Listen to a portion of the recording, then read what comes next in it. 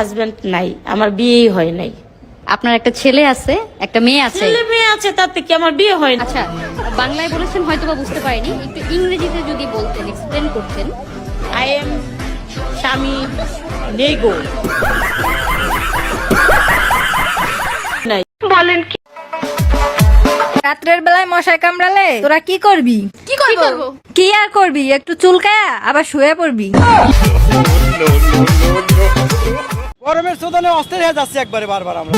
গরমের শোধনে অস্থির হয়ে যাচ্ছে একবারে বারবার আমরা। এত লোকজন সব ঘরেতেই বাড়াতে পারছে না, লোক গরমের কারণে। গাইস, আপনারা দেখতে পাচ্ছেন আমাদের পিছে একটা ক্ষেত।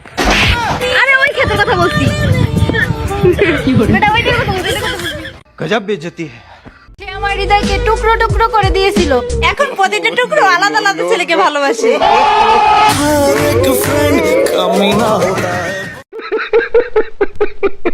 কাউরে করি না ভয়, যদি বন্ধু বান্ধব পাশে রয়। দেখেন, আপনার আমার ভালো লাগছে, পছন্দ হয়েছে, আই লাভ ইউ। আপনার কোনো সমস্যা আছে?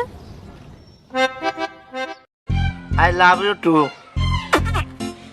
অ্যারেঞ্জ ম্যারেজ মানে রাস্তা দিয়ে আপনি হেঁটে যাচ্ছেন, হঠাৎ করে একটি সাপ আপনার পায়ে এসে কামড় দিল। আর লাভ ম্যারেজ মানে আপনি হুদাই সাপের সামনে গিয়ে কইতাছেন কাবাডি কাবাডি কাবাডি কাবাডি কাবাডি। নিঃসন্দেহে তুই ঠিক কথা বলেছিস।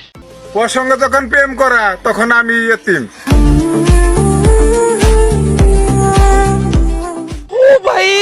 ছেলেরা মুখে রুমাল কেন দেয়?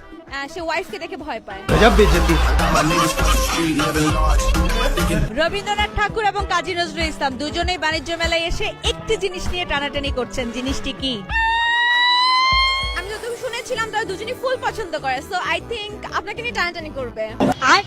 মারো মুঝে মারো, মারো মুঝে মারো, মারো। হ্যালো বাবা। হ্যাঁ বল। বলছি যে তোমার সাথে একটা কথা ছিল।